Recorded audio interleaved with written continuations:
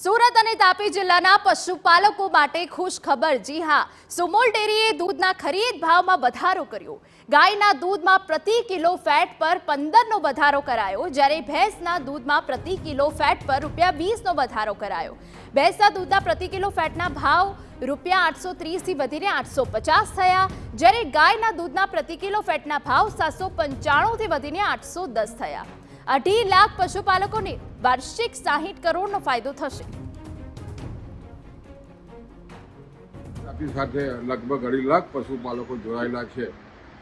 એમના માટે ખાસ કરીને ભેંસના દૂધમાં જે ખરીદ ભાવ છે, જે 830 રૂપિયા કિલો ફેટો હતો, એ 20 રૂપિયા કિલો ફેટો વધીને 850 રૂપિયા કરવામાં આવ્યા છે।